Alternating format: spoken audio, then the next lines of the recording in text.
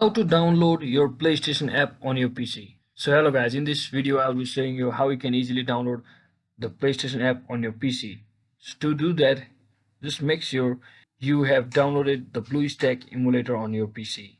So to do that, simply head over to any of your browser, and once you click on a browser, simply download the BlueStack for PC by going to your official website from here.